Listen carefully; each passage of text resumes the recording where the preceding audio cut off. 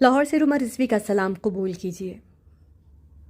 دوستوں، یہ تو عالمی طور پہ مانی ہوئی بات ہے کہ دنیا کا ہر مذہب انسانوں کو سکون اور رہنمائی کا ذریعہ فراہم کرتا ہے، اخلاقی عقائد اور طرز عمل کی بنیاد پر یکجا کرتا ہے، ایک برادری اور روایت سے جڑے رہنے کا احساس عطا کرتا ہے۔ ساتھ ہی کچھ تحقیق یہ بھی بتاتی ہیں کہ انسان کی جسمانی صحت پر بھی اثر انداز ہوتا ہے، یعنی پاکیزگی اور بیراہ روی سے خود کو بچانے رکھنے جیسی عادات۔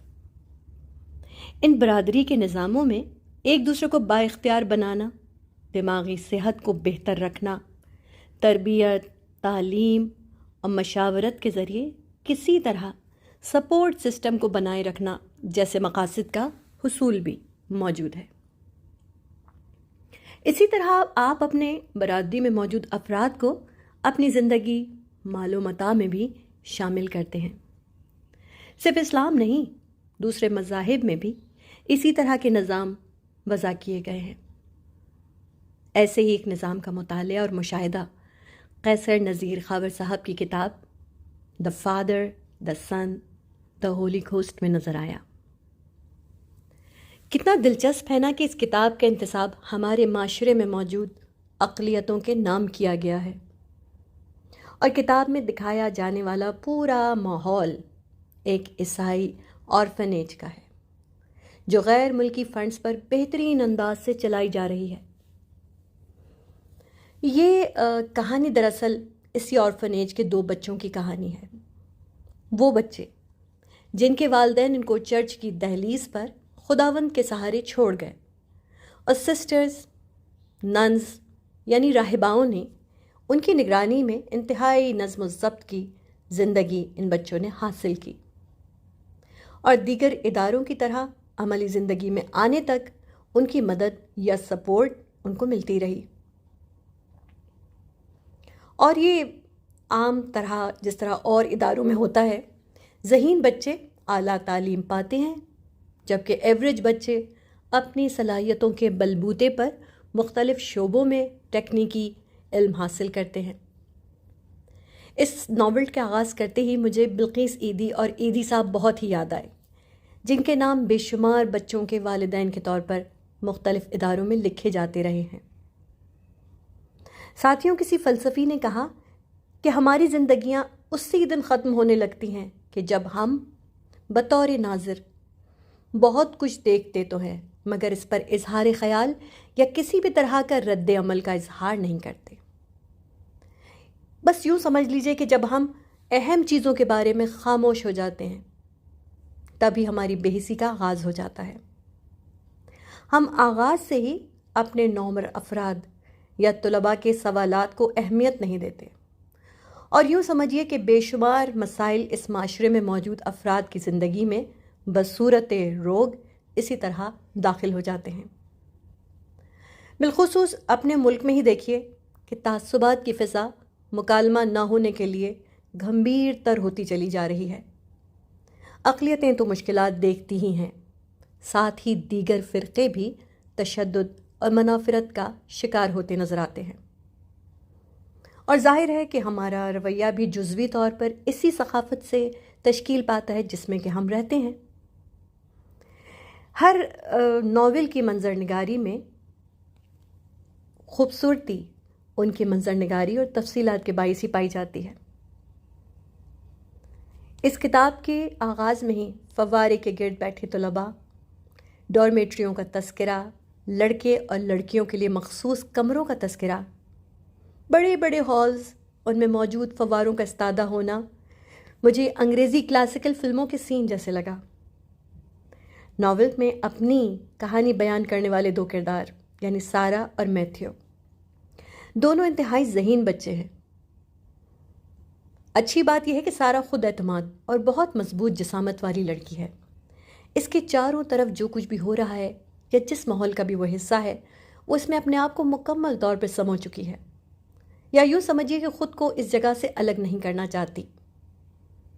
میتھیو کی کہانی بھی سارا سے کچھ الگ نہیں، مگر جو چیز میتھیو کو سارا سے جدا کرتی ہے وہ اس کا لڑکا ہونے کے باوجود جسمانی کمزوری ہے۔ دوستوں، اس کتاب کو پڑھتے ہوئے عجب خیال آیا، کیا عجب ہے نا کہ ہم محبت اور احترام سکھاتے بھی ہیں تو صرف اپنے عقیدے اور اس سے تعلق رکھنے والوں کا، اور دوسرے انسانوں کا نہیں۔ اس لیے دل میں اکثر یہ سوال اٹھتا ہے کہ محبت کا سکھایا جانا ہمارے معاشروں میں کس قدر اہم ہے، اور بدقسمتی سے ہمیں محبت ہماری گھٹیوں میں نہیں پلائی جاتی۔ اس کتاب میں یوں تو زیادہ تر الفاظ اردو کے ہی ہیں، لیکن کہیں کہیں ہندی اور انگریزی الفاظ کے استعمال سے میں خود کو اس سے، آپ بھی کہیں گے کہ انگریزی کا لفظ ہے مگر ڈسکنیکٹڈ، یعنی اس کو اپنے آپ سے متصل نہیں محسوس کرتی، کیونکہ اردو میں اگر کسی الفاظ کا متبادل موجود ہے تو پھر کسی اور زبان کا لفظ کیوں استعمال کیا جائے؟ مگر ساتھ ہی یہ جواب خود ہی ذہن میں آتا ہے کہ ڈارمیٹریوں یا ایک خاص ماحول کے لیے خاص اشیاء اور خاص جگہوں کا نام انہی کی صورت لیا جائے تو حسن سا محسوس ہوتا ہے۔ چلیے ذرا اور آگے بڑھتے ہیں۔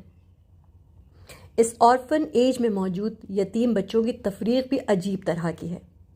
کچھ ایسے ہیں جو اپنے والدین کو جانتے بھی نہیں، بلکہ وہ یہ بھی نہیں جانتے وہ کسی رشتہ ازدواج کے نتیجے میں پیدا ہوئے ہیں یا والدین نے صرف ان سے اپنی جان چھڑائی ہے، اور کچھ بچے ایسے ہیں جن کے والدین کسی حادثے کی نظر ہو گئے اور وہ اس ادارے میں پہنچا دیے گئے۔ ظاہر ہے وہ بچے اپنے آپ کو خوش نصیب محسوس کرتے ہیں جو خاندان رکھتے ہیں یا والدین سے آگاہ ہیں۔ میں نے بھی کچھ عرصے SOS اسکول میں یعنی آرفنیج میں کام کیا تو زلزلے سے متاثر بچوں سے ملنے کا اتفاق ہوا۔ ان کے والدین کا بچھڑنا، ان سے متعلق باتیں یقیناً بہت تکلیف دہ تھیں۔ اب آتے ہیں اس کتاب کی طرف۔ اس کتاب کا اصل موضوع سارا اور میتھیو کے بلوغت کی عمر میں جسمانی تبدیلی کا ذکر ہے، جس پر ان کی رہنمائی کرنے والا کوئی نظر نہیں آتا۔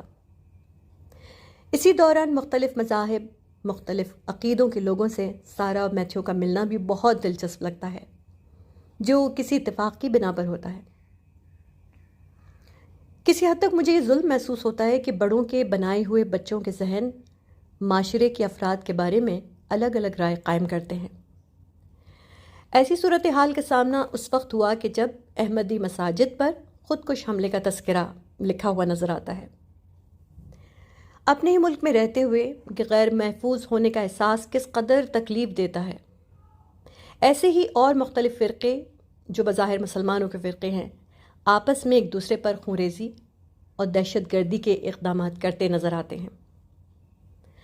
آخری حصے میں سارا کا اعلیٰ تعلیم حاصل کرنا، اہم شعبے کا انتخاب کرنا جس کے اندر مقبولیت، شہرت، پیسہ، محنت دونوں ہی اس کو حاصل ہوتے ہیں، اور وہ بہت محنت سے انہیں حاصل کرتی ہے، اور پے در پے کامیابیاں اس جیسے بچے کے لیے ایک بہت بڑی کامیابی ہے جو وہ حاصل کرتے ہیں۔